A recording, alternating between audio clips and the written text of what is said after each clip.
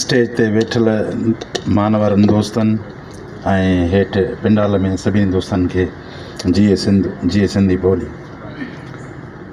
इतफ़ाक़ अहिड़ो थी वियो जो भाऊ जेको गज़ल मूंखे पढ़णो हो सो भाऊ पहिरां ई ॿुधायो।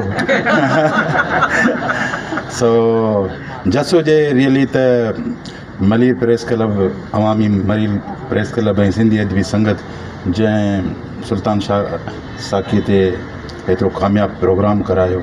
अहिड़ा प्रोग्राम इलाही घटि थियनि था, ख़ासि तौर कराचीअ में हिकिड़ी अॻु में 80s ऐं 85s में जेकी अदबी संगत जेकी रिम्पा में थींदी हुई उन में एतिरा माण्हू ईंदा हुआ। हिते अञा बि घणा आहिनि, छो जो हिते पसकिरदाई ॻोठनि जी आहे ऐं हिकिड़ो वॾो माहौल आहे माण्हूअ खे मुस्तक़िल प्रोग्राम करण लाइ। ऐं खावड़ी किरदार जीअं साईं सुल्तान शाह साखी, इहे जेके आहिनि से काउंट थींदा आहिनि हर दौर में। जेको माण्हू मज़ामत कंदो आहे, माण्हुनि लाइ लोचींदो आहे या मुतहरिक किरदारु हूंदो आहे, उनखे माण्हू यादि कंदा आहिनि। हिकिड़ो माण्हू जेको आहे सो जीअं ज़िंदगी में पैदा थियो ऐं वरी पोइ मौत जी उनखे दस्तक ॾिनी, हलियो वियो, उनखे केरु यादि कंदो आहे? उनखे त माण्हू बि यादि न कंदा आहिनि ऐं सिंध बि उनखे यादि कान कंदी। तंहिंजे करे धरतीअ जो रिलेशन इहो ई आहे त तव्हां उन्हनि माण्हुनि खे यादि कयो जेके समाज लाइ कमु करे विया आहिनि।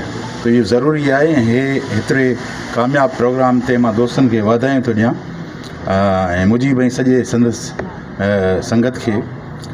सो असल में जेको हींअर सिंध जिते बीठी आहे, मां 4 ॻाल्हियूं कंदुसि। शाइरी त मुंहिंजी भाउ ॿुधायो त सिंध जिते बीठी आहे, यकीन कयो त हिन पसकिरदाईअ में असांजा रूट्स आहिनि मज़बूत।